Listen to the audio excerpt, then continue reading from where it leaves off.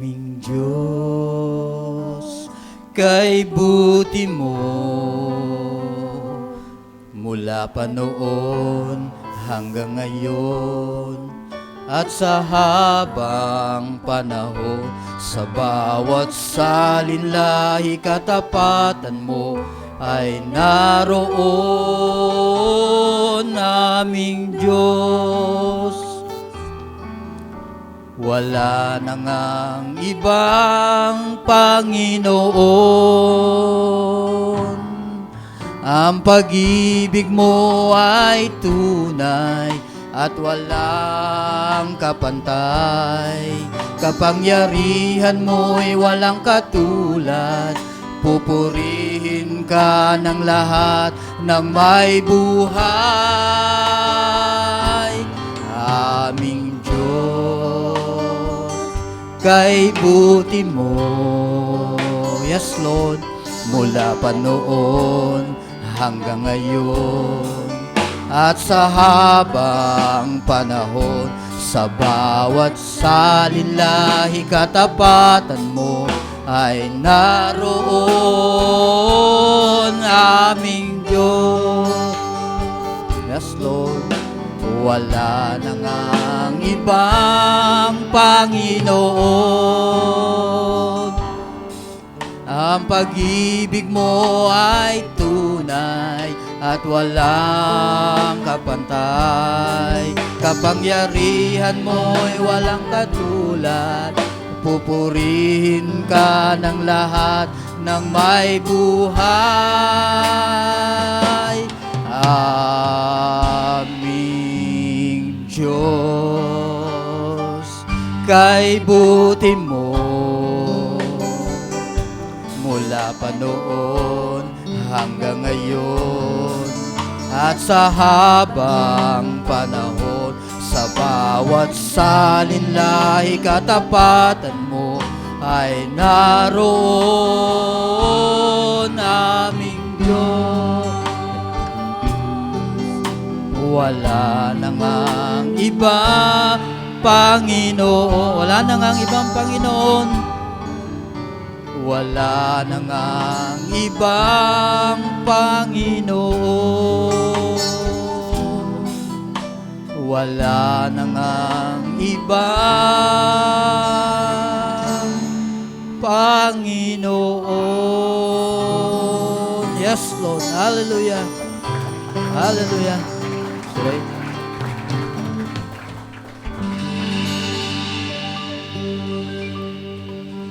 Buksan natin ating mga kasulatan sa Mateo, Kapitulo 7.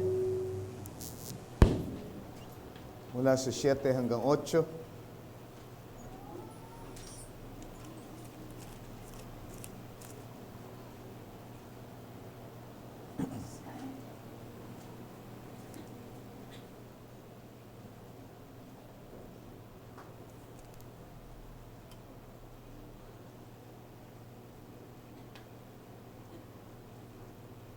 Sabi dito, kung nakita nyo na, ask and it shall be given you. Seek and you shall find. Knock and it shall be opened unto you. For everyone that asketh, yung asketh dito ay walang patid na paghingi. Hindi lang minsan ang paghingi, kundi asketh, tuloy-tuloy na paghingi. For everyone that asketh, receiveth. At kung siya'y tuloy-tuloy na humingi, siya'y tuloy-tuloy ding makatatanggap. And he that seeketh, findeth. And to him that knocketh, it shall be open. Ang sabi sa Tagalog, ganito, magsingi kayo at kayo'y bibigyan, magsihanap kayo at kayo'y mga susumpong, magsituktok kayo at kayo'y bubuksan. Sapagkat ang bawat humihingi ay tumatanggap at ang humahanap ay nakasusumpong at ang tumutuktok ay binubuksan. James chapter 4.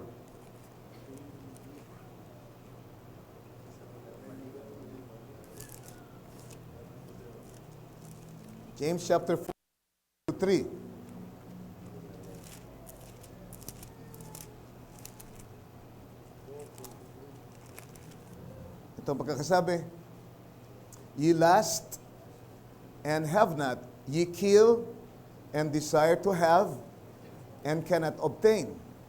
Ye fight and war, yet ye have not, because you ask not. You have not because you ask not. Ye ask and receive not, because ye ask amiss, that ye may consume it upon your lust. Ang sabi sa Tagalog ay ganito, kayo'y nangag-iimbot at kayo'y wala. Kayo'y nagsisipatay at kayo'y nangaiinggit at hindi maaring kamtan. Kayo'y nangakikipag-away at nangakikipagbaka. Kayo'y wala sapagkat hindi kayo nagsisihingi. Kayo'y nagsisihingi at hindi kayo nagsisitanggap sapagkat nagsisihingi kayo ng masama upang gugulin sa inyong mga kalayawan. Gusto kong gamitin ang huling bahagi ng verse 2 sa James chapter 4 bilang titulo ng ating mensahe ngayong gabi. You have not because you ask not. Wala kayo kasi hindi kayo humihingi. Amen. Tayong lahat tayo magsiyuko. Dumalog tayo sa may akda ng salita para bigyan tayo ng kaliwanagan tungkol sa mga katotohanan ito. Ama namin, lumalapit kami ng may buong paggalang muli sa iyo. Kinikilala ng salita mo ang aming Lord, pinagmumula ng lakas. Ang salita mo ang aming sandata. Salita mo ang binigay mo sa amin para ipanglaban sa kaaway. At ang sabi ng aming propeta, kahit saan, kahit kailan, ano man ang aming pakikipagbaka, ang salita ay hindi mabibigo. Kaya ganoon na lang po, Panginoon, aming paggalang sa iyong salita at ang aming sampalataya. Hiling po namin na bigyan mo ng Lord malalim na kahulugan, Panginoon, ang salita mo sa aming puso, Lord. Mga bagay na hindi namin naisip tungkol sa versikulong ito ay, Lord, iyong ilantad sa gabing ito nang sa ganun ay pakinabangan namin ng gusto ang mga katotohanan na napapaloob sa mga pangako mo ito. Salamat po. Bless mo ang bawat isa at katagpuin ng bawat pangailangan. Sa pangalan ng Panginoong Jesus, ito pong aming dalangin. Amen. Maris tayong magsiupo.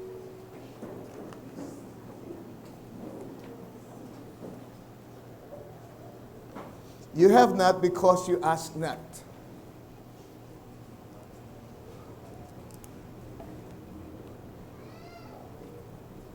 Isipin nyo, ano kaya ang mga wala tayo sa mga sandaling ito na dapat taglay natin bilang mga believers? Ano kaya yung mga bagay na yun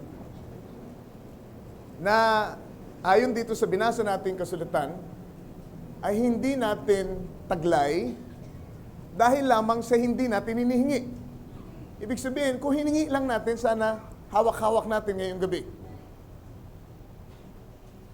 Ganun po, kakapangyarihan ang pananalangin. Ang klase ng pamumuhay na ating ipapakita sa ating lakad bilang Kristiyano ay nakadepende rin sa klase ng prayer life natin. Gaano tayo katapang sa pagdulog sa ating Panginoon hinggil sa kanyang mga pangako. Gaano tayo naniniwala sa mga salita ng Diyos na binitiwan niya sa atin. Gaano kadalas tayong lumalapit at dinudulog ang ating mga pangangailangan at pakikipagbaka sa Kanya. Naalala ko isang kwento para lang ipakita sa inyo ang kahalagaan ng pananalangin. Merong isang binatilyo na naghahanap ng trabaho,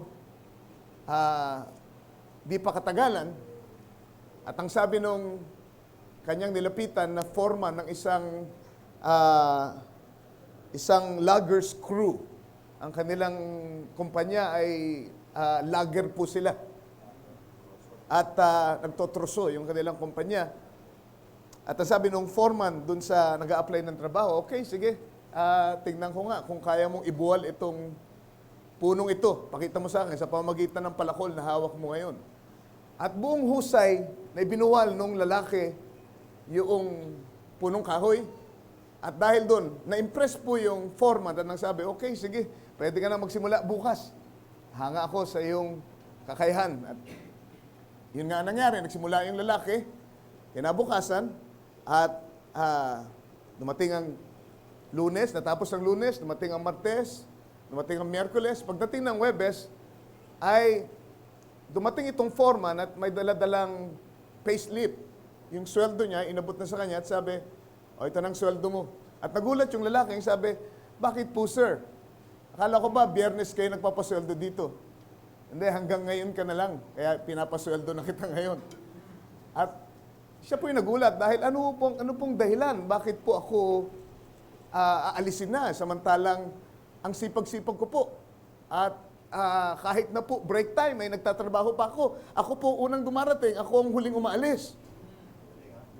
At ang sabi ng foreman, maaring totoo yan, pero alam mo, kami kasi dito, ang tinitignan namin ay yung output. Hindi yung oras na ipinapasok mo. Kaya, ang sabi niya, napansin kasi namin, ako personally, sabi niya, nung Lunes, ikaw ang number 1 sa production. Ikaw ang mayroong pinakamalaking output.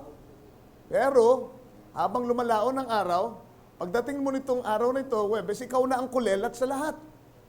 Kaya, hindi kami pwedeng magbayad ng halaga na binabayad namin sa iyo nang ganyan lang ang kaya mong i-produce sa trabaho mo. Kaya, pasensya na, pero kailangan ka naming i-dismiss. At, ang sabi nung lalaki, sana po may consider nyo kasi talaga pong masigasig naman ako at hard worker ako at pwede akong magsumikap at para makapag-produce nung hinihingi nyong output. At tinignan nung foreman ng may kasinsiruhan yung lalaki at humanga siya sa integridad ng lalaki. At naisip niya, teka muna, ikaw ba'y naghahasa ng iyong palakol? Ang sabi nung binatilyo, yung nga po, so sobrang kabisihan ko, hindi ko na po nahahasa. Masyado kasi kung busy sa trabaho para hasain yung aking palakol. Sabi ng foreman, yun ang dahilan. Trabaho ka ng trabaho, yung palakol mo ang purul-purul na. Yung palakol natin ay tulad ng ating panalangin.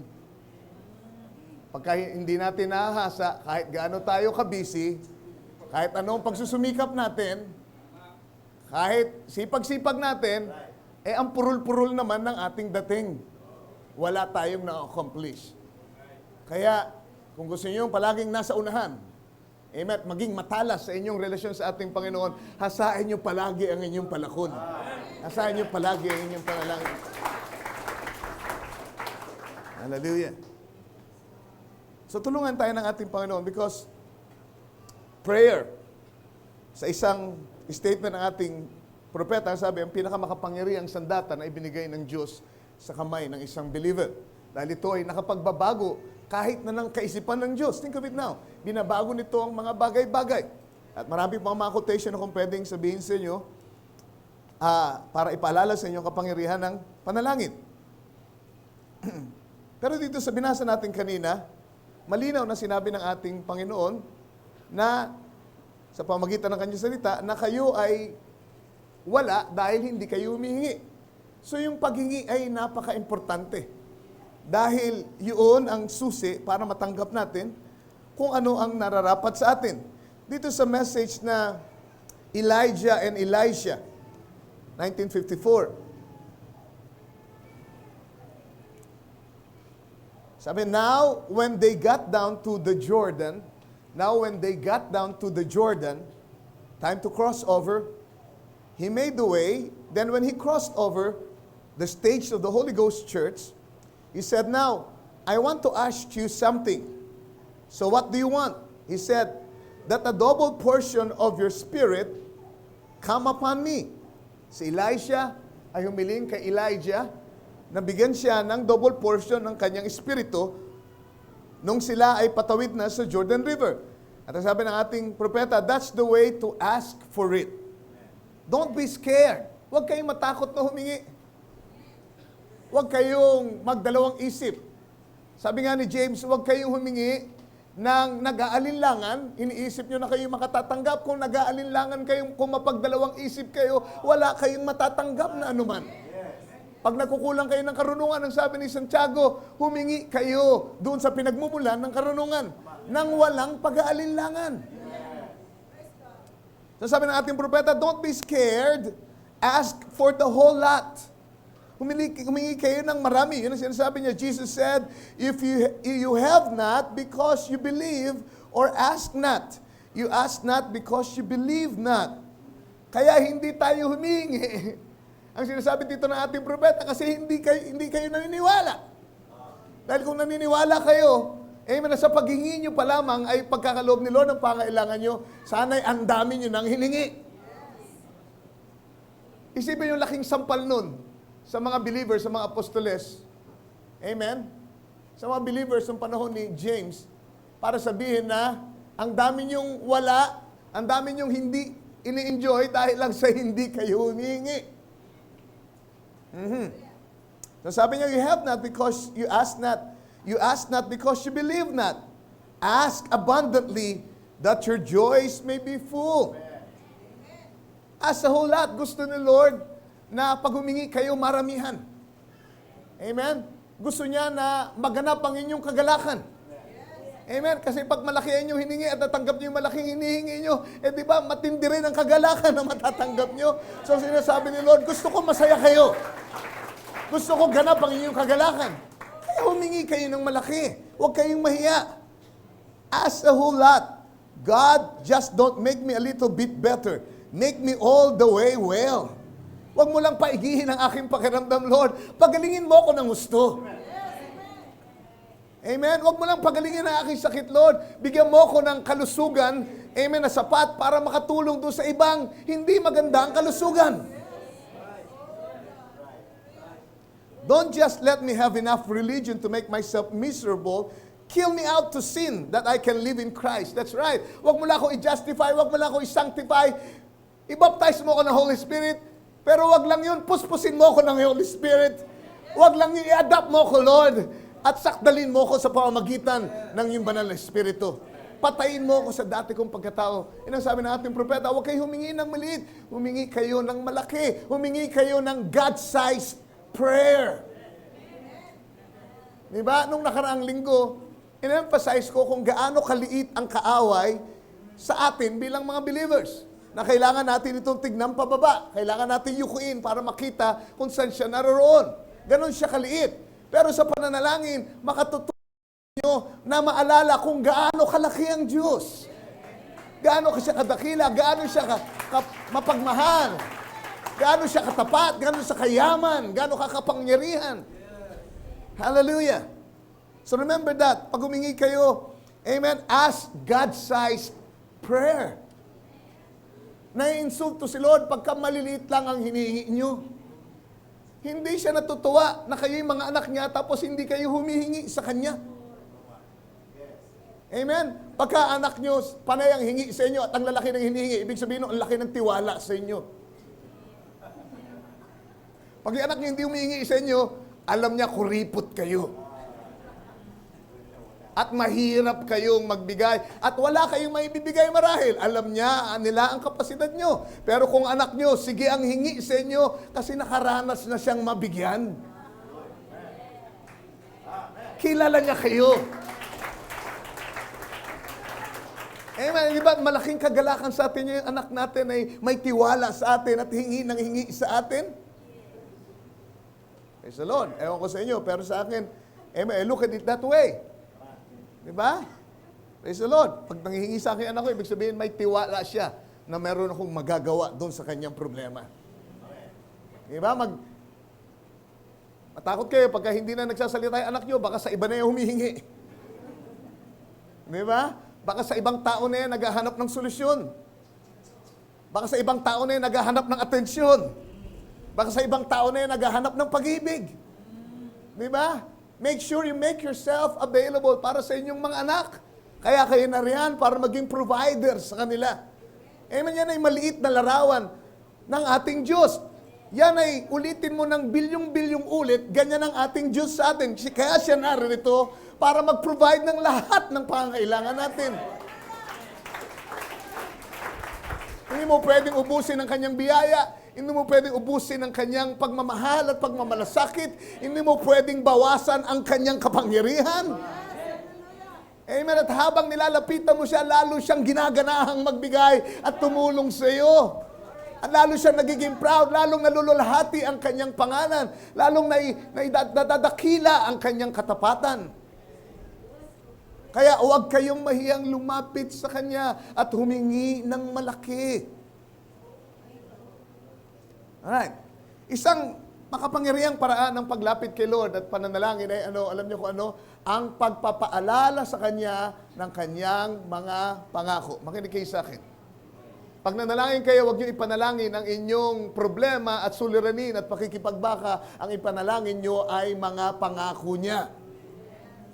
Sana naintindihan niyo. Don't pray the problems. Don't pray the troubles. Pray the promises of God. Hallelujah. Kapag palagi niyo sinasabi, paglapit niyo kay Lord, Panginoon, sinabi mo. Panginoon, sinabi mo. Panginoon, sinabi mo. You know, all of heaven's attention, amen, ay naitututok sa iyo. Napupukaw mo atensyon ng buong kalangitan. Bakit? Kasi abay, salita ng hari natin, ang sinasabi nitong taong ito eh. Diba? China-challenge ang salita mo, Panginoon. Kaya ang buong kalangitan ay pupukaw ang pansin pagka sinasabi mo, diba, Panginoon?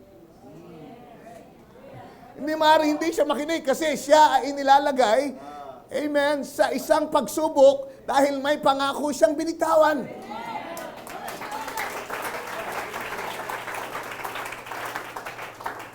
Hallelujah! Minsan, ginagamit natin ang ating panalangin bilang excuse sa pagrereklamo. Diba? Kaya lang tayo nananalangin kasi nagrereklamo tayo, Lord, ang hirap-hirap na talaga ng buhay namin. Lord, talagang hindi ko na matiis itong asawa ko. Lord, kung pwede lang, Lord. Diba? Lord, talagang sobra, Panginoon, itong aking nararamdaman. Sobra na ang aming kagipitan. Hindi na yata kami makakaahon. Panginoon, ano nang gagawin ko? Parang, Lord, litong-lito na ako. Hirap na ako. Alam ni Lord lahat yan. Alam niyo kung anong dapat niyo gawin? Palitan niyo ang inyong approach. Ang totoo niyan, ginagamit niyo lang yung prayer, pero nagre-reklamo lang kayo. Kunyanin nananalangin kayo, pero wala na kayong mapagsabihan ng reklamo niyo dahil lahat nasabihan niyo na, kaya kay Lord na kayo nagre-reklamo.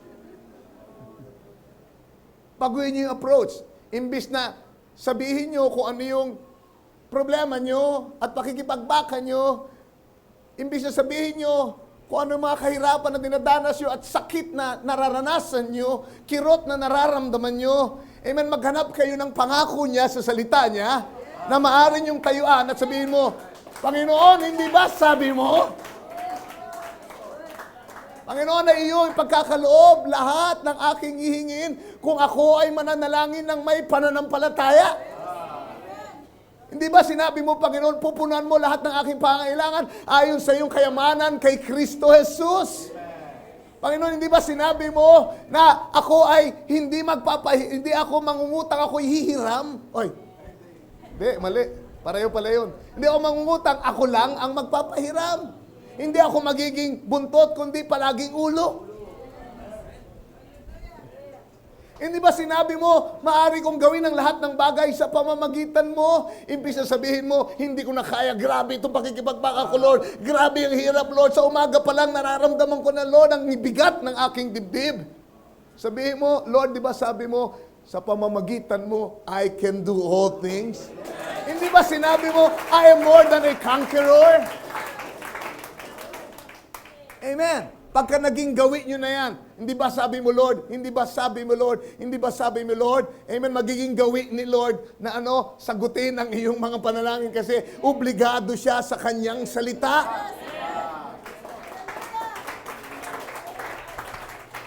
Amen. Naalala ko nung bata pa sina Esther at si Justine. Hindi ko alam kung naalala pa nila. Pag nangako ako, ay bubueltahan nila ako at ipapaalala, di ba sabi mo, pa, ganito? At hindi ako lulubayan hanggat hindi ko tinutupad ang aking pangako. Di ba, Esther, ganyan ka?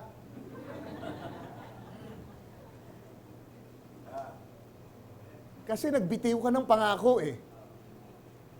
At ganoon na lang ang sampalataya nila sa iyo na tutuparin mo ang pangako mo. Kaya uulit-ulitin nila, ipapaalala nila sa iyo yung sinabi mo. Di ba sabi mo pa, almusal, tanghalian, hapunan, pagkagising sa umaga, pagkatapos sa ilang araw, kahit anong ginagawa, pagka naalala yung pangako mo, hanggat hindi mo pa ginagawa, hanggat hindi mo pa tinutupad, hindi ba pa sabi mo ganito?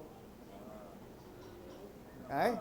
At minsan, tutuparin mo yung pangako mo, hindi dahil sa gusto mong gawin, kundi gusto mong lubayan ka na ng anak mo. Hindi ba? Pero kasi pinangako mo yun at may responsibilidad ka sa iyong salita. Isipin niyo yung kung tayo ngang mga magulang na masasama, ang sabi nga sa Biblia, ay merong ganong pakiramdam sa ating pangakong binibitiwan na gusto nating ito ay panindigan at tuparin at maging marangal tayo sa ating mga binibitiwang salita sa ating mga anak. Gaano pa kaya ang ating Ama sa langit?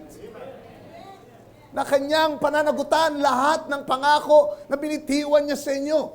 Tandaan niyo ito, pagka ang Diyos ay nagsalita na, parang binalot niya na yung kanyang salita at nilagyan ng ribbon at nilagyan ng pangalan yung box na pinaglagyan ng kanyang salita. Ibig sabihin, it's as good as packed, sealed, hihingin na lang.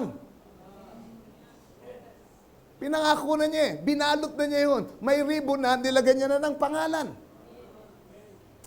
Naalala ko yung kwento. Nung isang, this is just an illustration, pero di ko alam kung meron talagang ganitong karanasan ng isang tao. Nung siya daw ay mapunta sa langit, siya ay isang tapat na lingkod ng Diyos. Tapat, pero pagod na siya dahil matanda na siya. And so, dumating ang kanyang wakas at siya ay dinala sa langit. At siyempre si Pedro ay nakabantay doon sa pearly gates. At siya ay ginabayan ni Pedro para mag-tour sa kalangitan at pinakita ang kalulatian ng lugar na hinanda ng Diyos para sa kanya. At habang sila ay umiikot sa kalangitan, ay napansin itong taong ito, yung bagong salta sa langit. Ang isang gusali na, ang sabi niya, curious ako dito dahil walang bintana. Pintuan lang meron itong gusaling ito. Sabi niya, Pedro, pwede ba nating pasukin yung gusali? Curious ako ano bang naroon? Sabi ni Pedro, naku, hindi mo kailangan pumunta roon, hindi mo lang magugustuhan yung madidiscovery mo doon. Pero nagpumilit itong bagong salta at sa madaling salita, para hindi na tayo humabang masyado, amen, abay pinilit niyang pumasok doon sa silid, doon sa gusali, at nakita niya, sa gusali ay merong napakaraming shelves mula sa floor hanggang sa ceiling. At doon sa shelves ay may mga kahon. Tila ba mga regalo na merong ribbon na kulay pula at merong pangalan doon sa ibabaw ng mga kahon. At bawat anak ng Diyos na pupunta sa langit ay merong kahon na nandoon nakapangalan sa kanya.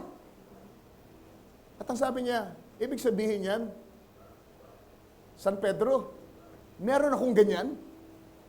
Ang sabi ni San Pedro, naman, nasan yung sa akin? Alphabetically arranged yan. And so, hanap siya dun sa kanyang pangalan, sa letra ng kanyang pangalan. At sa wakas, nakita niya yung shelf. At nakita niya yung kanyang shelf. Ang dami-daming kahon na nakaribon ng maganda, nakabalot ng maayos. At tinignan niya, puro pangalan ko to Sa akin to lahat, sa akin to Sabi, dami naman, sabi niya. Oo, talagang madami. Kaya nga sabi ko, hindi ko sana gustong makita mo yan Bakit naman? Ang ganda nito, regalo to, sa akin to, pangalan ko to. Ang sabi niya, hindi mo naintindihan kung ano ibig sabihin. Bakit ano ba ibig sabihin nito? Yang mga kahon na yan, buksan mo. At nung buksan niya, nakita niya yung napakaraming blessing ni Lord. Kapayapaan, kaligtasan ng mga anak niya, kalakasan, pagtitiis, meron dong bahay at lupa, meron dong sasakyang maganda, at meron dong magandang trabaho. Lahat ng klase ng mga blessing, amen. Nandoon, binalot ni Lord, nakapangalan sa kanya. Ang sabi, bakit ayaw mo ipakita sa akin? Sa akin pala lahat ito. Hindi. Yan ay mga hinanda ni Lord. Pinangako niya yan sa iyo bilang believer. At nung ipangako niya sa iyo, binalot na niya at in-stock niya dito sa stock room. Kaya lang, hindi mo natanggap kasi kaya nandito pa rin. Dapat yan, nung nabubuhay ka, in-enjoy mo lahat yan. Sana inabot sa iyo doon sa lupa nung buhay ka pa. Kaya ngayon, patay ka, ano gagawin mo sa kotse? Dito ka na sa langit. Anong gagawin mo sa kapayapaan? Anong gagawin mo sa kaligayahan? Nandito ka na nga eh. Di ba? Saan mo pa gagamitin yan? The point is, ang problema niya, ang sabi ni Pedro, ang problema mo kasi, nung nasa lupa ka, hindi mo hiningi. Kaya sa'yo pa rin, kaya lang, dito ka na sa langit, hindi mo na-enjoy. Dapat sa lupa mo yan, in-enjoy. You have not because you ask not.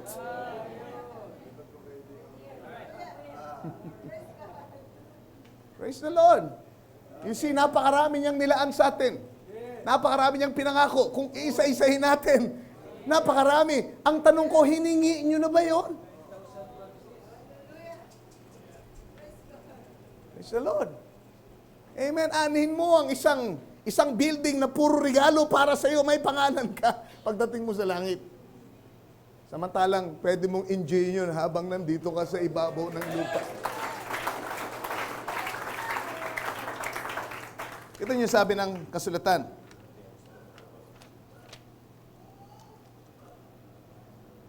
Galatians chapter 3.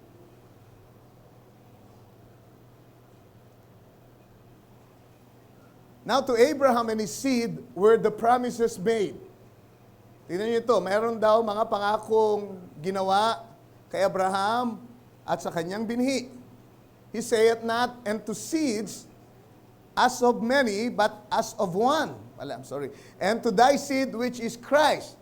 So merong pangako kay Abraham at sa kanyang bini, singular, hindi sinabing mga bini, kundi isa, seed, singular, na walang iba kundi si Kristo.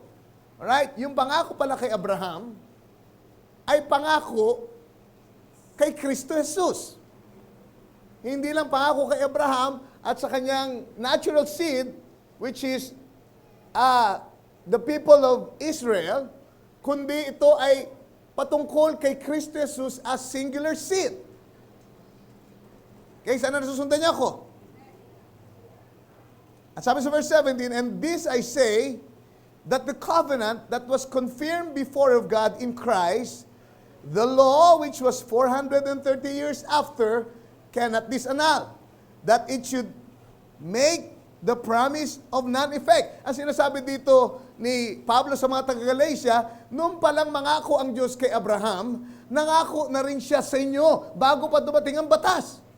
At yung pangakong yun ay pinagtibay na niya ng kanyang salita. I-remember, nangako siya, pagkatapos sinumpaan pa niya yung pangako. Remember? Amen. Habang siya nangungusap kay Abraham at sa kanyang binhi, amen, kasama tayo doon sa pinangakuan. Bakit? Kasi yung binhi ay si Kristo, at kung kayo na kay Kristo, yung pangako sa kanya na binhi, singular, ay pangako sa ating lahat. Alright? At sabi dito ni San Pablo, amen, hindi pwedeng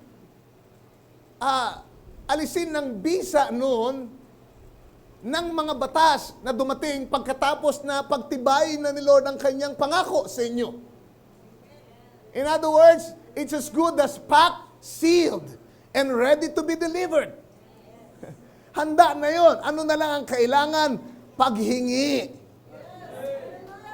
Pagpapaalala kay Lord, Panginoon, pinangako mo yun Lord, pinangako mo yun, ako at ang aking sambahayan ay maliligtas kung sasampalataya ako.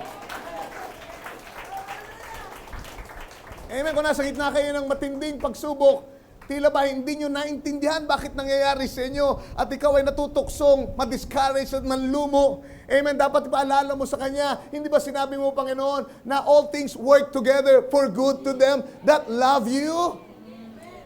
And I love you, Lord, and you promise na gagawin mo sa ikabubuti ko ito. Yung bagay na nilayo ng kaaway na makasakit sa akin ay magiging para sa aking benepisyo. Amen. yung dapat makatisod sa akin ay magiging tungtungan ko. Can you say amen?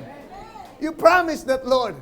Hallelujah. Na iyong itutuwid ang mga liku-likong daan na nasa aking daan, nasa aking harapan. Hallelujah. So napakaraming pangako na pwede tayong angkinin at tingin sa ating Panginoon. Sa Ephesians chapter 1, sabi dito, "Blessed be the God and Father of our Lord Jesus Christ," verse 3, "who hath blessed us with all spiritual blessings in heavenly places in Christ." Alright. All spiritual blessings. Ano ang blessing na iniisip nyo ngayon na kailangan nyo? Na spiritual? Dahil ang sabi dito, lahat ng spiritual na pagpapala ay ano raw? Ay ibinigay sa atin. Pinagpala tayo ng Diyos ng lahat ng spiritual na pagpapalang yon sa makalangit na dako kay Kristo Jesus. Na kay Kristo Jesus ka ba ngayon? Ikaw ba'y mananampalataya? Ikaw ba'y bautismado ng Espiritu Santo? And then, kung totoo yan, you can claim the promises. Dahil God has blessed you past tense already. Can you say amen? Binalot na niya nung mangako siya, nung sabihin niyang pinagpala ko kayo ng lahat ng pagpapala, nakabalot na yun, may pangalan ka na ron. Hallelujah. All spiritual blessings in heavenly places, Christ Jesus, according as He had chosen us in Him before the foundation of the world. In other words, bago pa itatagas ang liputan, pinaghanda ka na niya ng lahat ng espiritual na pagpapala. Kaya wala kang karapatan na ikaw ay magreklamo ngayon dahil ikaw ay down na down sa iyong espiritualidad. Dahil pinagbalot ka niya ng lahat ng espiritual na pagpapala before the foundation of the world, kung ikaw ay pinili niya. Ayon sa pagkakapili niya, ayon sa pagkakatalaga niya sa inyo before the foundation of the world in Christ Jesus. Amen. Nagkukulang ka sa pagtitiis, kasama yan sa binalot ni Lord para sa iyo. Nagkukulang ka dito sa 8 virtues na ito, angkinin mo, lahat yan ay binalot niya before the foundation of the world at nakapangalan sa iyo. Kaya lang hindi ka kumikilos at di mo inaangkin. Huwag mo hayaan na yan ay manatiling hindi nabubuksan hanggang sa ikaw ay dumating doon sa piling ng ating Panginoon. Sana lahat ng hinandaan niya doon sa stock room para sa atin, amen, ay mabuksan na lahat habang nandito pa lang tayo sa ibabaw ng lupa. Amen. Hallelujah. Kagalakan na hindi masayod. Yan ay para sa akin. Meron akong ganyan, nakapangalan sa akin. Pinangako niya yan sa akin. Hallelujah. Ang sabi niya, humingi ka at ikaw ay bibigyan. Amen. Yan ba ay pinapractice nyo? Amen. Praise the Lord. Humingi tayo at tayo ay bibigyan. Kung bihirang-bihira kayong manalangin, malamang bihirang-bihira kayo humingi. Hindi ba? Praise the Lord. Tatanungin ko kayo, gaano kadalas kayo manalangin? Alright, then you answer the question, gaano kayo kadalas humingi? Amen? At kaya ganyan din lang ang meron kayo. Dahil ganyan lang kayo humingi. Pero sabi ng Panginoon, amen? Humiling kayo at kayo'y bibigyan. Kumatok kayo at kayo'y pagbubuksan. Maghanap kayo at kayo'y makasusumpong. Tingnan niyo iba pang mga pangako. Amen. Sabi sa Luke 12:32, "Fear not, little flock, for it is your Father's good pleasure to give you the kingdom." Kaluguran ng Ama na ibigay sa inyo ang kaharian. In other words, kung ihingin mo ang kaharian, buong kaluguran niyang ibibigay sa iyo. And he's talking about His kingdom. Praise the Lord. Abay, kung si Obama lang nagsabi nito, wala kayo masyadong may pagmamalaki. Di ba? O kung sino lang hari sa Saudi Arabia, sa Middle East, ang nangako, well, pwede kayong masayahan at malugod dahil mayaman sila. Pero ang nagsabi nito ay ang ating Panginoong Jesucristo, Hari ng mga hari at Diyos ng mga Diyos. At ang kanyang kaharian ay ang banal na Espiritu, ang sabi ng ating propeta. At sa banal na Espiritu niya ay naroon na lahat ng kakailanganin natin sa paglalakbay. Hindi ba yun ang sabi ng ating propeta? Pag taglay mo ng Holy Spirit, because the Holy Spirit is the power of God dwelling in you, the kingdom of God in you. Bang sabi ng ating Panginoon, the kingdom of God cometh not by observation, but the kingdom of God is within you in the form of the Holy Spirit. At ang sabi ng ating propeta, kung talagang taglay mo, Holy Spirit, lahat ng kakailanganin mo sa paglalakbay, nandyan na lahat sa iyo. Amen. Kagalingan. Amen. Tagumpay sa lahat ng tukso. Amen. Kasakdalan, kabanalan. Amen. Body change. You name it, lahat ng yan. Resurrection, nandyan na lahat. Amen. Kaligtasan, mga mahal sa buhay, nandyan na lahat. Kagalingan. Kalayaan sa lahat ng klase ng oppression. You name it, lahat ay nariyan na sa kaharian ng Diyos. Ang sabi ng Panginoon, aking kaluguran na ibigay sa inyo ang kaharian. Praise the Lord. Nung panahon ni Ahasuerus, ang sabi niya kay Esther noon, Old Testament, nung siya'y pumasok doon sa silid ng hari, nang hindi pinapatawag, kundi by faith ay lumapit siya, thinking about the welfare of his countrymen, or her countrymen, dahil may banta sa kanilang buhay.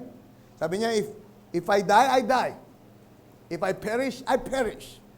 Pero nakasumpong siya ng biyaya sa hari. Can you say amen? At inunat ng hari yung setro sa kanya. At sabi ng hari, anong hiling mo, Esther? Reign ako. Sabihin mo lang dahil hanggang sa kalahati ng kaharian ay ibibigay ko sa iyo. Think of it now. Kalahati lang yun. Bakit? Kasi Old Testament yun eh. Diba? Kalahati lang yun sa tipan eh. Ang Biblia, isipin yung Biblia ang pininiwalaan natin, hindi lang Old Testament ngayon, Old and New. Ito ang kabuuan ng Diyos. Kaya pagdating sa atin, sa New Testament, ang sabi niya, kaluguran ng Diyos na ibigay sa inyo, hindi ang kalahati, kundi ang kabuuan ng kaharian. Hallelujah. Praise the Lord. Hallelujah. Para sa bride niya. Huwag tayong matakot na pumasok sa silid. Nakasumpong na tayo ng biyaya sa kanyang harapan. Inuunat na niya ang kanyang setro sa atin. Can you say amen? Hindi lang para sa ating sarili. Alam niyo doon sa mga kaon niyo sa langit, magugulat kayo, matidiscover niyo yung mga bagay na naroroon ay pagka natanggap mo sana, ay maitutulong mo sa iba. Huwag niyo isipin sa akin na, huwag niyo isipin, ang sinasabi ko lang ay maging selfish kayo at kung ano yung tungkol sa inyo lamang ang inyong hilingin. Kaya kayo humingi. Remember now, kaya ang sabi ng ating, nung binasa nating scripture, marami sa inyo humihingi, pero hindi nakakatanggap kasi mali ang inyong paghingi. Dahil ito hiningi nyo para gugulin sa inyong pita ng laman. Pero kung hihingin mo mga pangako ng Diyos, hindi lamang para sa iyo, kundi para may paglingkod mo sa iba, para may bahagi mo. Then lalo pang ibibigay ni Lord sa iyo yung hinihingi mo. Hallelujah. So it is your Father's good pleasure to give you the kingdom. Huwag kang mahiya. Kaharian na hingin mo, wag lang bahay, wag lang lupa. Naintindihan niyo ba? Wag lang kagalingan. Anak ko ba naman, kagalingan, ano hinihingi mo? Pamasahe? Sabi ko, ang kaharian nga eh. Handa ko ibigay sa iyo eh. De Lord, makapasa lang ako, Lord. Makapasa lang ako sa kurso kong kinukuha, Lord. Okay na yun. Kaharian nga eh.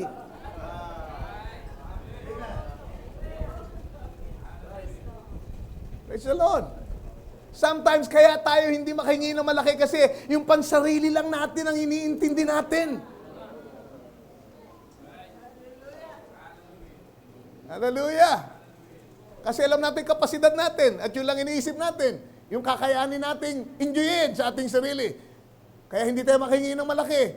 Pero kung iisipin nyo yung kapakanan ng buong katawan ng ibang mga mananampalataya, then you will ask for bigger things. God-sized prayers. Can you say amen? Hallelujah.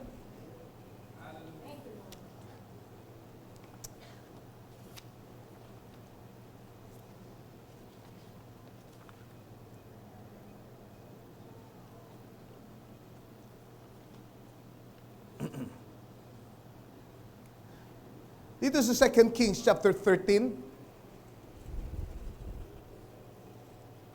naroon dito isang pangyayari na in-illustrate ni Brother Branham tungkol sa kapangyarihan na available sa atin bilang mga mananampalataya sa pamamagitan ng prayer at ng kanyang salita. Sabi dito sa 2 Kings chapter 13, and he said to the king of Israel, this is Elisha speaking to Joash, the king of Israel. Sabi niya, put thine hand upon the bow. And he put his hand upon it. And Elisha put his hands upon the king's hands. And he said, open the window eastward. And he opened it. Then Elisha said, shoot. And he shot. And he said, the arrow of the Lord's deliverance, and the arrow of deliverance from Syria. For thou shalt smite the Syrians in Aphek until thou have consumed them. Ito ang salita ng Diyos sa pamamagitan ni Elisha. Sa pamamagitan ng tawag dito, ng busog na ito. Okay? Ay, iyong lulupilin ang Syria at mapapalaya kayo at lulupilin niyo sila hanggang sa sila ay mautas ng lahat. Alright? Until they be consumed. Yun ang pangako.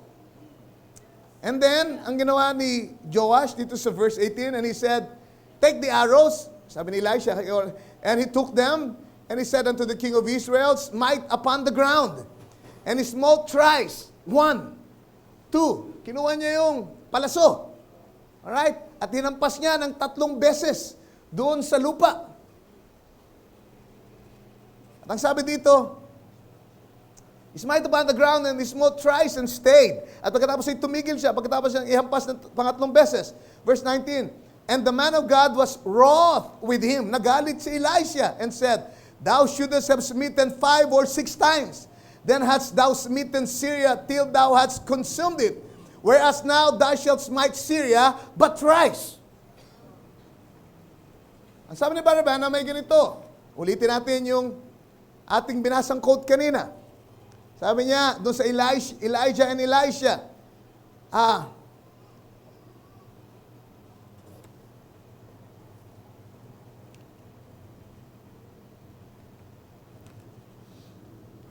sabi niya, he said, that a double portion of your spirit come upon me. So inulit niya yung eksena doon kay Elisha at saka kay Elijah. That's the way to ask God. Don't be scared. Ask for the whole lot. Jesus said, you have not because you believe not. You ask not because you believe not. Ask abundantly that your joys may be full. And a whole lot. God, just don't make me a little bit better. Make me all the way well. Don't just let me have enough religion to make myself miserable. Kill me out to sin that I can live in Christ. That's right. Don't make me so I can step back to maybe bow my head once in a while. Make me so I can shout. Make me so I can open my mouth and sing and bring praises to God. Give me the whole thing. Let me have the baptism. Kill me to the things of the world. Where people surround me. When I go to church, let me worship you. That's right. And sabi niya, no matter what anybody else thinks, just kill me out. That's what we need tonight.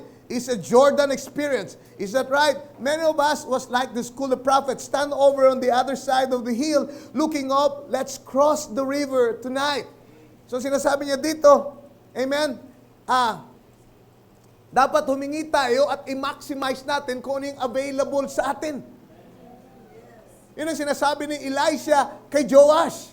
Itong palasong ito ay para sa inyong ikaliligtas at sa inyong tagumpay. Hanggang sa mautas lahat ang inyong kalaban. Pero nung ito'y hawakan ni Joash, 3 beses niya lang hinampas, symbolizing 3 beses niya lang magagapi ang Syrian at hindi niya lubos na magagapi. Ang sabi ni Elisha, nagalit siya, sabi, bakit 3 beses mo lang hinampas? Dapat hinampas mo ng 5 hanggang 6 na beses hanggang sa lubos ng mautas lahat ng inyong mga kalaban. Anong sinasabi ng scripture na ito? Amen. Meron tayong pangako kay Lord. Amen. Huwag niyong tipirin. Binigay ni Lord sa iya para magkaroon kayo ng lubos na tagumpay. Para magkaroon kayo ng lubos na kagalakan. Can you say amen? Huwag kayong magtipid. Can you say amen sa mga salita ng Diyos na binitiwan niya sa inyo, sa mga pangako niya. Amen. Kunin niyo lahat at ihampas niyo sa lahat ng mga pangailangan niyo hanggang sa lahat ng pagsubok, lahat ng karamdaman, lahat ng pangailangan. Amen. Ay matugunan ng ating Panginoon sapagkat kung gaano nyo kadalas aangkinin, ganun kadalas nyo mararanasan ang pagtatagumpay at ang tugon ng ating Panginoon. Kung gaano karaming pangako ang inyong aangkinin, ganun karaming pangako ang inyong malalasap at mararanasan sa ibabaw ng mundong ito. Huwag kayong tumigil. Ihampas nyo ng ihampas, ng ihampas, ng ihampas, ihampas, ng ihampas. Can you say amen? Because it symbolizes your deliverance. Hallelujah. So sabi niya where I think Pentecost failed, sabi niya, you can never exhaust God's love and mercy to you. You can never exhaust God's love and mercy to you. Well, I hate to bother you so much, Father. Minsan daw rin sabi natin, Lord, ayokong istorbohin ka eh. Nakakahiya. Sabi ni Barbara, huwag kayong ganyan. Sabi niya, He wants to be bothered that way. Ang Diyos natin gusto niyang ginagambala natin siya sa ganung paraan. Amen? Lahat ng alalahanin, cast your burdens unto Jesus, for He cares for you. Amen? At sabi ng ating propeta, nagpatuloy siya, He does. Don't never think that you could ever ask too much of God. I believe the scripture said, you have not because you ask not. And you ask not because you believe not. He wants us to ask and believe that our joys would be full. He wants you to ask abundantly. Ask for big things. Don't limit your faith to some little mustard seed. Get on out here to some other kind of faith. And move out, don't limit your faith to some, sabi niya, and move out in big things.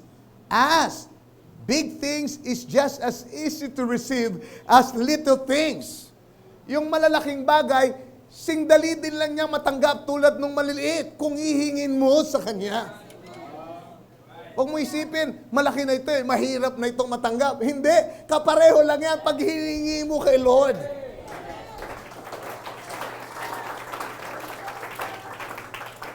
Hallelujah. You just have to believe, that's all.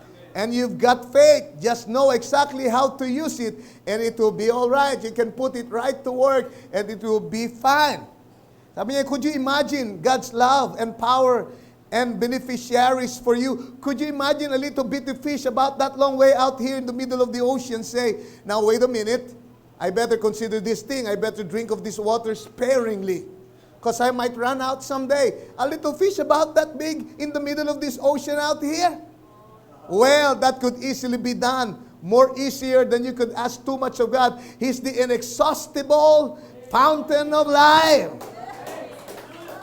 Kaya gusto ko awitin yung inawit ni Brother Arnel kanina. If I don't drink from the fountain, how can the thirsty drink from me? Is the inexhaustible fountain of life. Kailangan inom tayo ng inom doon. Bakit? Kasi maraming taong nauuhaw. Amen na to. Hindi nila makita yung ating iniinuman, pero tayo nakikita nila. Pwede silang uminom sa atin kung umiinom tayo sa Kanya. Hallelujah. Whatever you have need of, ask Him and believe it. He provided it in the redemptive blessings when He died at Calvary and gave a promise to you for everything you have need of while you are in the journey. It's yours if you ask and believe it. That's right. So binalot niya na doon sa Kalbaryo. Kasama yun sa redemptive blessings niya. Lahat ng kailangan nyo habang naglalakbay kayo at naghihintay sa Kanyang pagbabalik. Amen. Kung kayo'y nagkukulang, kung kayo'y mayroong malaking pangailangan at hindi natutugunan, hindi problema yan ng Diyos. Problema niya yan, hindi kayo humihingi. Hindi nyo siya ina-approach ng tama at hindi nyo inaangkin kung ano ang binayaran niya para sa inyo. Hindi nyo mauubos. Hallelujah. Ang biyaya ng ating Panginoon sa Isaiah 62 verse 6. Ang sabi, I have set watchmen upon thy walls, O Jerusalem, which shall never hold their peace day or night, ye that make mention of the Lord. Ang isang translation niya yung ganito, they that put God in remembrance of His promise, keep not silence. In other words, amen, ipaalala nyo kay Lord. Sabi, itong mga taong ito na aking pinaggagwardya doon sa pader ng Jerusalem, ay yung mga taong palaging nagpapaalala kay Lord ng kanyang mga pangako. At ang sabi dito, they keep not silence. Hindi sila tumatahimik katulad ng mga anak ko, kagaya ng sabi ko kanina, nung sila ay makarinig ng aking pangako, wala silang tigil sa pagpapaalala. Hindi sila tumatahimik ng pagpapaalala sa akin, sinabi mo tay, sinabi mo tay.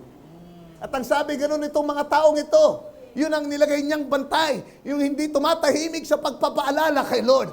Pagbabanggit tungkol sa pangako ng Panginoon. Amen, yan ang magandang bantay sa iglesia. Pag merong pangailangan na nakikita, mananalangin na kaagad at ipapaalala kay Lord ang kanyang mga pangako para sa atin dito sa church. Amen. Yan ang gusto kong mga diakono, na mga pulis na nagpapaalala palagi at hindi na nanahimik. Pag may pangailangan, amen, imbis na magreklamo, sasabihin kay Lord kung ano ang sitwasyon at kung ano mga pinangako niya, ipapaalala sa Kanya. Sabi mo, Panginoon, ipagsasanggalan mo kami. Sabi mo, Panginoon, ikaw ang lalaban sa aming mga pagikipagbaka. Ang sabi mo, Panginoon, ipagtatanggol mo kami. Huwag lang kaming lumaban sa aming sarili. Gantihan lang namin ang mabuti, ang masama. Ikaw ang lalaban sa amin.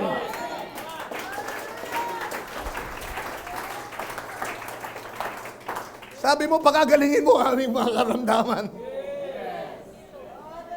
Sabi mo, pagpapalain mo ang aming mga anak.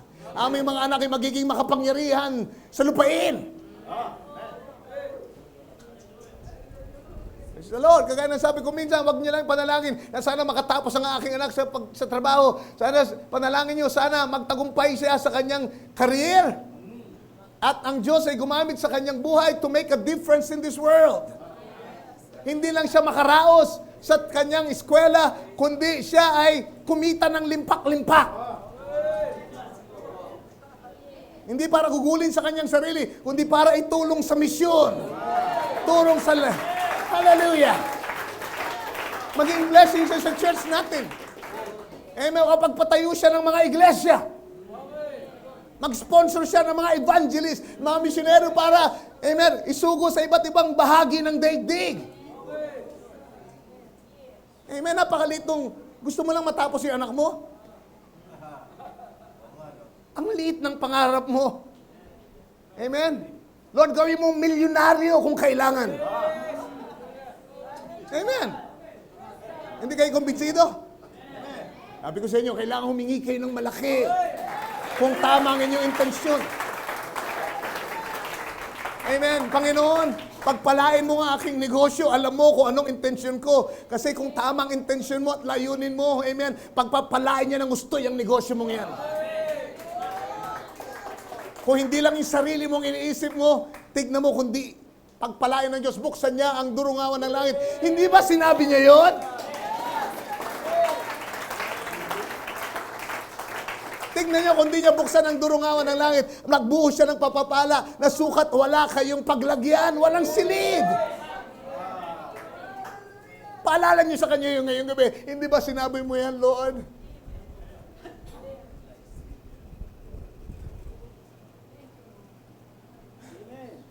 Nasabi sa verse 7. Amen. Tuloy natin, binabasa natin kanina. Put God in remembrance of His promise. Amen. Huwag kayo puro reklamo sa Kanya. Paalala niyo sa Kanya ang mga pangako niya. Paalala niyo ang mga pangako niya. Hallelujah, mga binalot niyang regalo sa inyo, may pangalan niyo na yun. Sabi mo, Lord, inaangkin ko na. Lord, kinukuha ko na. Ano sabi sa verse 7? 7, please. And give Him no rest. Huwag niyo raw pagpahingahin si Lord. Give Him no rest until He establish until He make Jerusalem a praise in the earth. Bakit? Kasi yan ang pangako niya sa Israel.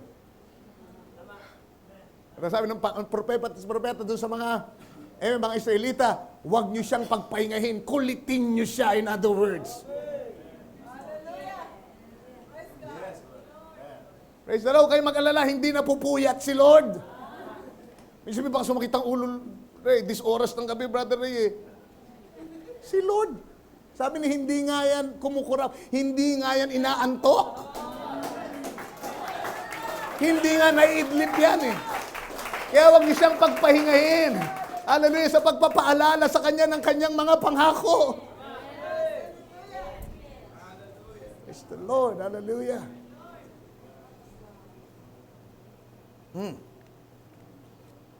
Huwag niyo siyang pagpahingahin until He establish, until He make Jerusalem a praise in the earth.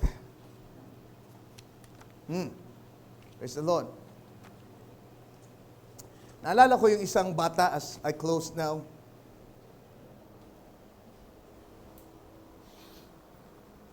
Anak siya ng isang farmer sa Amerika. Basa ko lang yung kwento sa internet. At itong farmer na ito, sa dami ng alaga nilang baka, ayaw niya nang madagdagan pa yung baka niya dahil hindi niya na maasikaso. Kaya nagdesisyon siya, manganak man, alinman sa mga inahin nating baka ngayon, ipamimigay na lang natin kasi hindi natin na ma-maintain. Sobra-sobra na ang ating inaalaga ang baka. Pero yung anak niya, nung pagkakataon ngayon, hindi niya maipaliwanag, pero ganun na lang kapag nanasa niya, na yung pinagbubuntis ng kanilang baka nung panahong yun, ay ibigay ng kanyang tatay sa kanya. Gusto niya hilingin sa kanyang tatay na wag ipamigay tayo, wag naman ito lang, itong isang to, sa akin na lang to. Pero nasabi na ng tatay wala na tayong ikikip na anak ng mga inahin natin. Ipamimigay na natin dahil sobra-sobra na. Pero kakakulit nitong bata. Diba? And she was asking something big kasi tapos na issue eh. Wala nang bakang may dadagdag. Pero itong bata, hindi siya nawalan ng pag-asa. Humingi siya ng malaki. Sabi niya, tay, ito lang. O sige, sabi ng tatay, siguro na nasuya na nakakalapit niya. O sige, ganito na lang, magkakaroon tayo ng deal.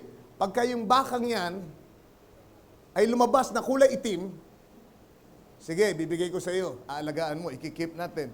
Pero pagka yan ay lumabas na brown o kaya ay batikan, pamimigay natin yan. Yan ang deal natin, ha? Sabi ng bata, sige po. At nung mga anak yung kanilang baka, abay, kulay itim. At hindi lang yun.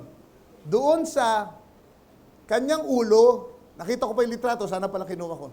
Doon sa ulo ng baka, ay meron siyang kulay puti na parte na kulay J.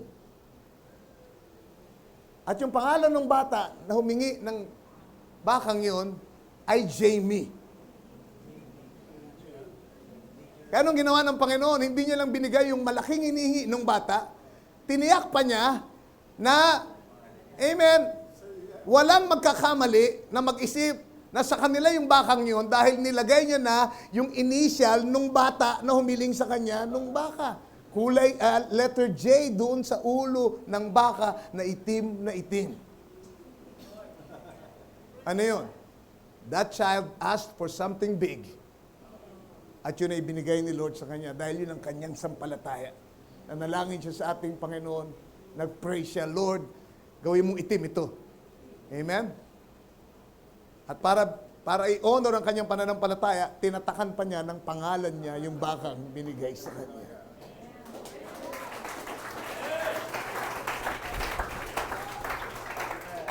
Amen. Wala man tatak yung mga matatanggap nyo. Spiritually, baka maghanap kayo ng mga letra ng pangalan nyo sa mga matatanggap nyo ngayon. Pero gusto ko ipaalala sa inyo, may pangalan nyo na ang mga pagpapala. Inilaan niya before the foundation of the world. Ang kailangan na lang natin gawin ay hingin natin sa Kanya.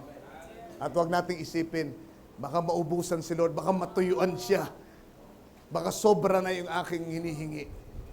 Amen. Humingi kayo at kayo ay bibigyan. Kumatok kayo at kayo pagbubuksan. Sabi niya sa John 14:13, and whatsoever you shall ask in my name, that will I do, that the Father may be glorified in the Son. In other words, pag hindi kayo humingi sa Kanya sa pangalan ng ating Panginoon sa Kristo, you're not glorifying the Father. Pag wala kayong hinihingi, you're not glorifying God. Pero habang humingi kayo ng may pananampalataya sa pangalan ng Panginoong Jesus, ay nilululahatin niyo ang Diyos. Amen. Sabi niya dito, sa verse 14, amen, if he shall ask anything in my name, I will do it. Okay, pwede niyo matandaan ito, pangako ito. Para susunod na manalangin kayo, ipaalala niyo sa Kanya. Hindi ba sabi mo, Lord, anuman ang hiningin ko sa iyong pangalan, ay gagawin mo.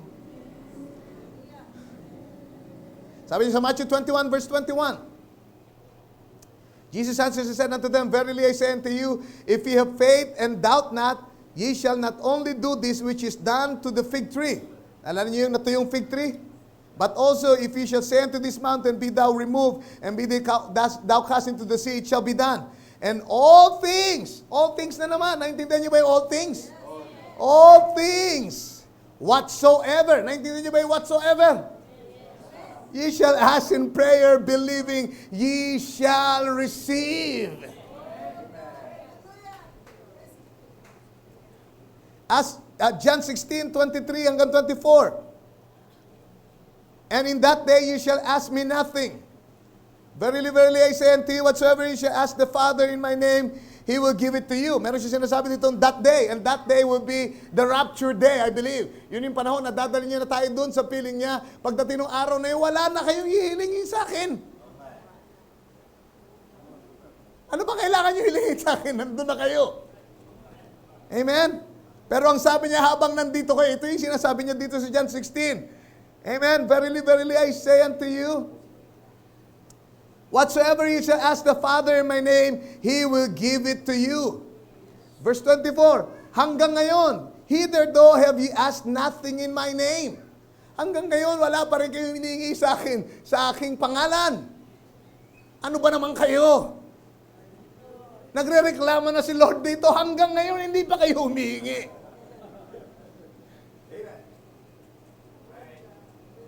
At ang sabi niya, ask and ye shall receive, and that your joy may be full. Ano kayang sinasabi ng Espiritu sa atin ngayon? Bakit ito ang laman ng puso ko ngayon? Bakit ito ang aking mensahe? Hindi kaya ang Diyos ay nagre-reklamo na sa inyo, mga anak, hanggang ngayon hindi pa kayo humihingi katulad ng nararapat sa akin. Hanggang ngayon hindi nyo pa rin ginagamit yung pagiging bride nyo. Yung favor na binigay ko sa inyo, Father, may nasusunod nyo ba ako? Hanggang ngayon, hindi nyo pa minamaximize ang biyaya na binigay ko sa inyo. Manghingi na kayo ngayon. Dahil sa araw na yon, hindi na kayo hihingi sa akin. Pero ngayon, amen, humingi kayo. At ibibigay sa inyo anuman ang inyong hingin. Hallelujah.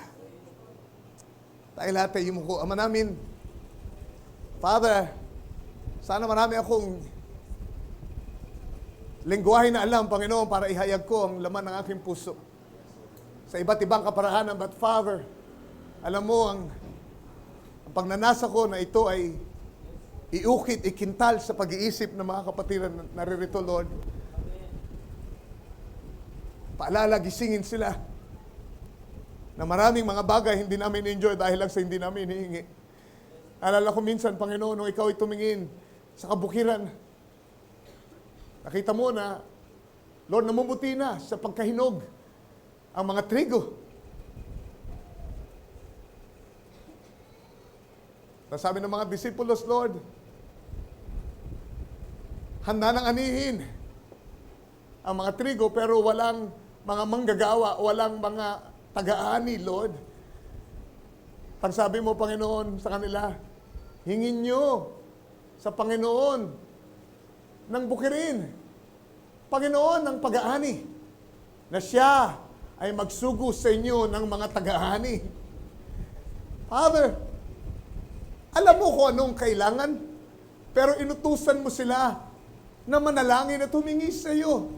Dahil gusto mong marinig na humihingi ang mga anak mo sa iyo. Gusto mong bigkasin nila ang mga pangako mo, ulitin nila, ipaalala sa iyo. Para yung panalangin yun, yung mga salitang yun ay magkaroon ng buhay. At Lord, matupad sa buhay namin. Panginoon, sa gabing ito, hayaan mong lumapit ang mga kapatid ko nang merong mga pangakong pinangahawakan. Hindi lang nagrereklamo, hindi lang nagsasabi ng mga tiisin, kundi nagpapaalala ng mga pangako mo. Panginoon, dinggin mo ang aming paglapit. Dahil hindi ka naming pagpapahingahin, araw at gabi, ay lalapit namin sa iyo ang katuparan ng iyong mga pangako. Para ang mga pangailangan ng mga kapatid kong naririto, sa anumang anyo, kagalingan, kaginhawahan, Lord, mga spiritual virtues, kung saan ay nagkukulang sila, kapangyarihan, kalakasan para magtagumpay sa mga tukso. Isang buhay na matagumpay, Lord. Isang buhay na higit na mukha mo, Lord, kesa dati. Lahat ng yan, Panginoon, ay may tugon sa iyong mga pangako na bintiwan sa amin. At inilalapit namin sila habang amin iniisa-isa, Lord, ang pangako mo sa amin.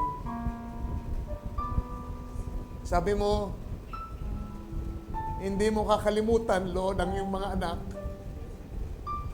Hindi mo sila pwedeng makalimutan. Pwedeng makalimutan ng ina ang kanyang pinasusong anak. Pero ang mga anak mo, hindi mo makakalimutan dahil inukit mo ang kanilang mga pangalan sa iyong palad. Ang daing nila ay iyong pakikinggan. Saan man sila, Panginoon, naroon, kapag sila ay napunta sa isang kabagabagan, ang pangako mo, lumingon lang, Lord, sa Kalbaryo. At ikaw ay sasaklolo mula sa iyong trono at ililigtas mo sila. Panginoon, pinapaalala ko po sa iyo, habang kami lumalapit ngayon para sa pangailangan ng mga anak mo, Panginoon, bigay mo po ang mga binalot mo sa amin ngayon. Kailangan namin ngayon ito, Lord. Kailangan namin ito, Lord. Lord, bubuksan namin lahat ng binalot mo, Lord. Gusto namin pakinabangan habang nandito kami.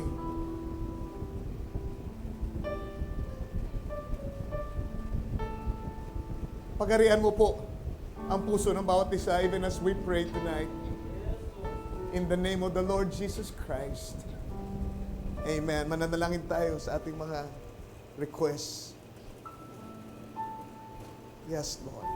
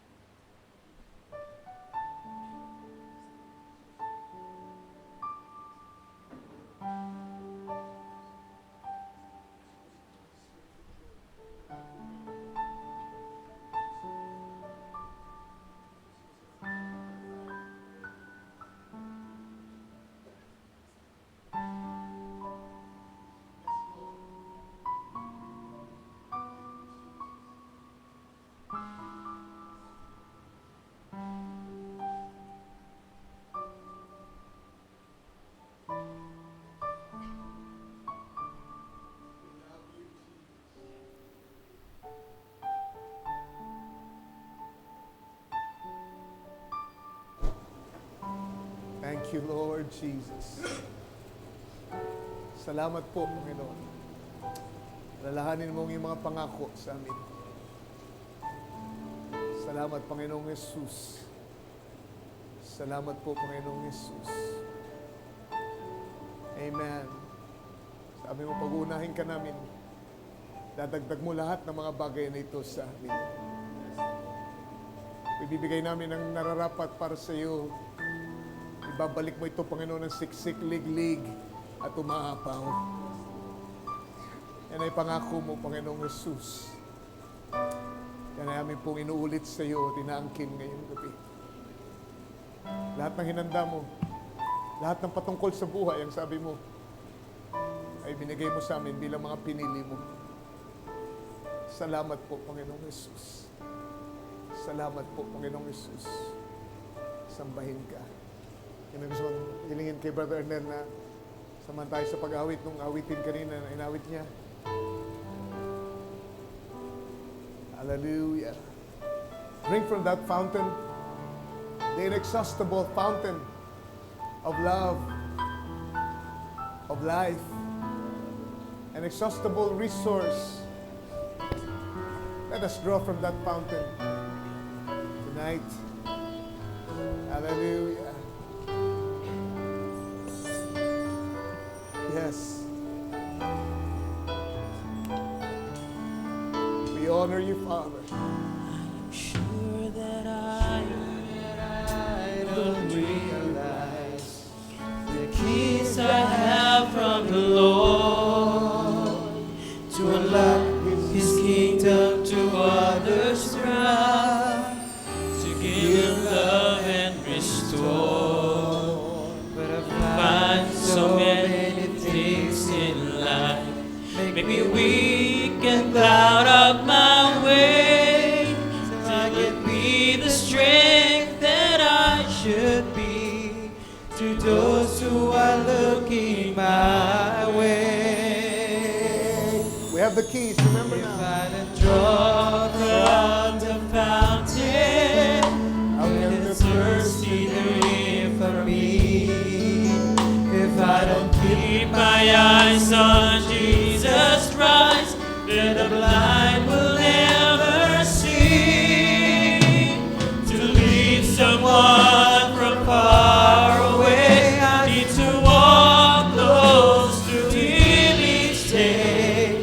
If I don't draw from the fountain, how can the thirsty drink from me?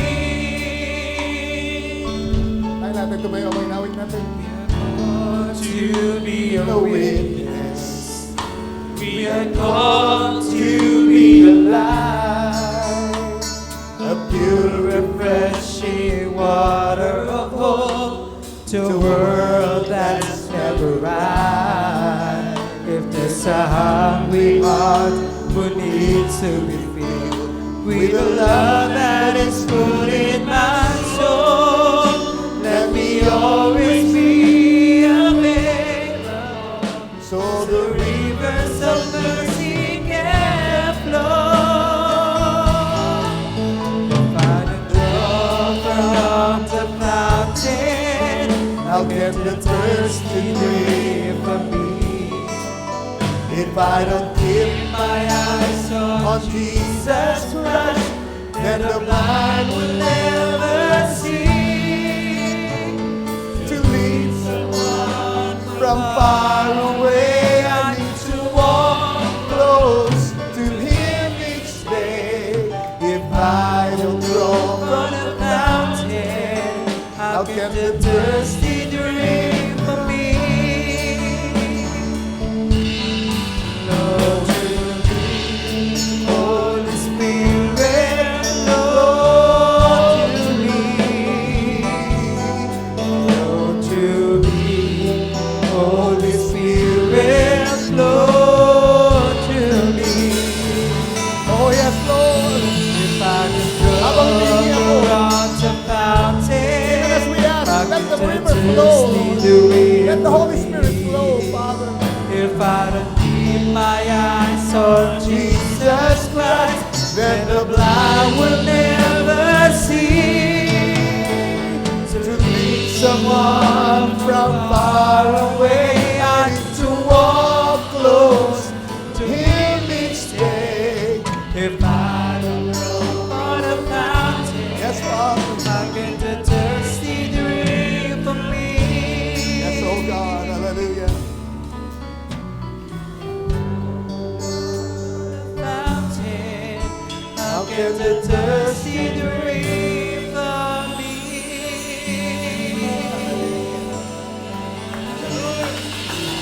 Praise Him. Let's praise Him. Hallelujah. Let's just worship Him. Hallelujah. As we ask tonight, let the river flow.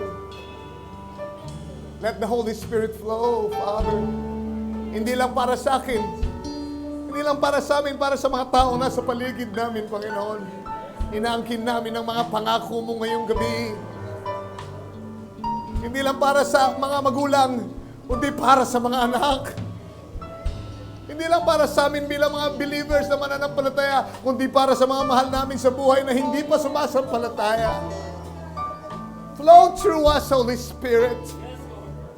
Pinangako mo, Lord, na panadaluyin mo. Gagawin mo kaming alunod ng iyong pagpapala. Gagawin mo kaming pagpapala, Panginoon. Hindi ba sinabi mo yun, Panginoon, that we're going to be a blessing?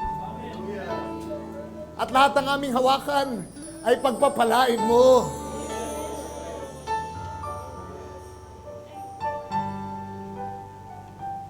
At walang anumang sandatang mabubuo laban sa amin ang magtatagumpay. Salamat sa mga pangako mo, Panginoon. Di ba pinangako mo sa amin, Panginoon, na magiging mga anak kami ng kasaganaan? Kami tipo ni Joseph na son of prosperity. Hindi ba't pinangako mo, Panginoon, na hindi mo ililihim ang mga gagawin mo sa amin? Panginoon, hindi kami natatakot sa mga nangyayari sa aming paligid. Dahil pinangako mo na ipagsasama mo kami bago pa dumating, Panginoon, ang unang nuclear bomb dito sa ibabaw ng lupa, ay agawin mo kami. Pinangako mo, Panginoong Jesus, na walang isa man sa amin ang iiwanan mo. Yan ay mga pangako mo at amin po yung Lord, inaangkin ngayong gabi. Kaya mo ang kapayapaan na mula sa iyo ay maranasan ng bawat isa. Ang kagalakan na mula sa iyo, ang pag-ibig na mula sa iyo. Sabi mo, hindi tulad ng ibinibigay ng sanglibutan. Inaangkin po namin yan ngayong gabi. Lord, kalayaan para sa aming mga anak na marahil may mga kainaan, may mga pagkakagapos, Lord. Palayain mo sila ng lubos.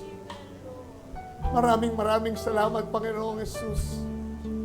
Oh God, ang iglesyang ito ay yung pupuspusin.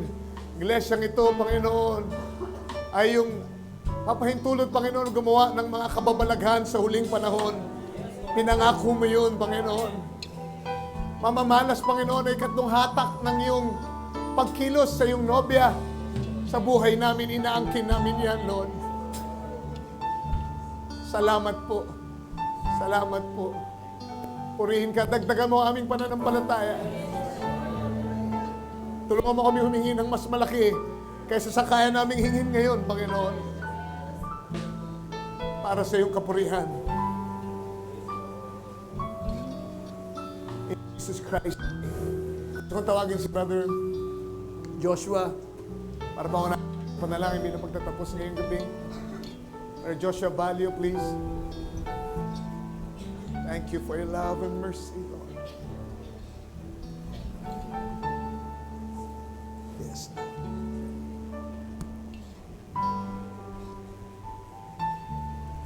Yes, Lord. Tayo manalangin.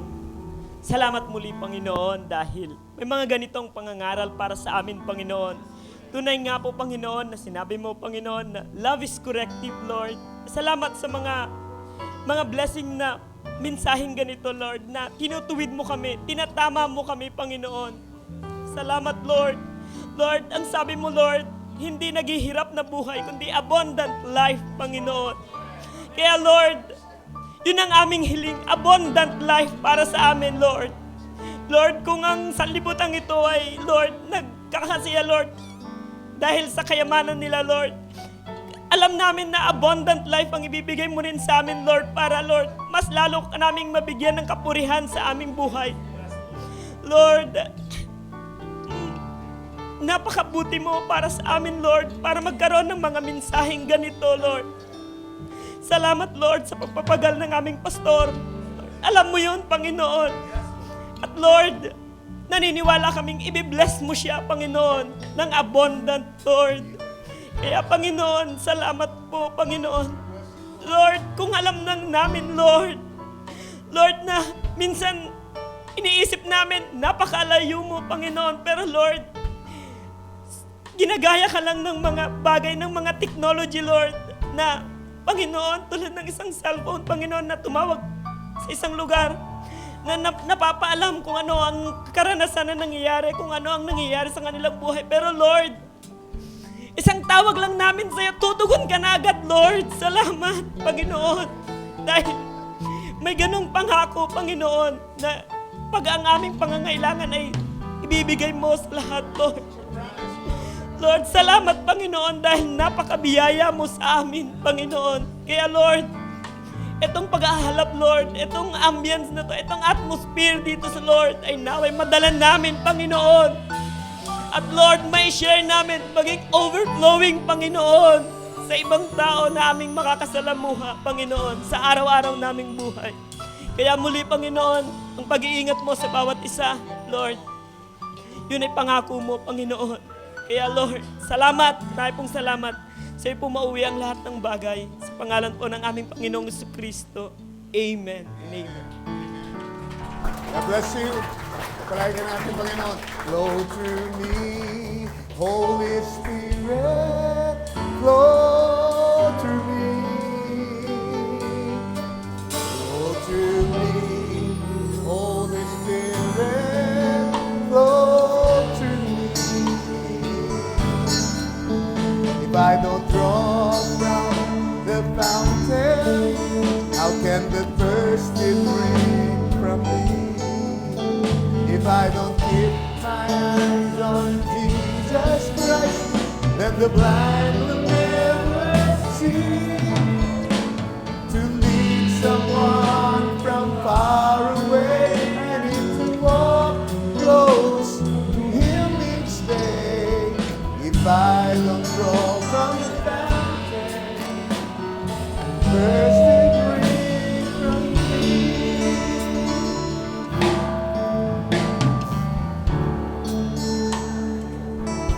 Yes, Lord.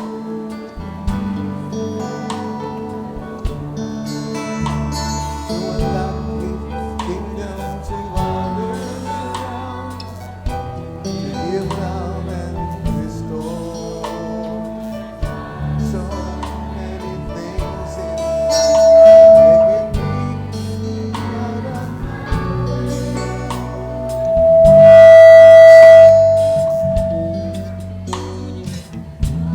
While looking my way, if I don't draw around the fountain, how can the thirsty rain for me? If I don't keep my eyes on Jesus Christ, then the blind will never see. To lead someone from far away, I need to walk close to Him each day. If I don't draw from the fountain, how can the thirsty drink from me? We are called to be a witness. We are called to be a light, a pure, refreshing water to the world that's never right. If there's a hungry heart who needs to be filled with the love that is put in my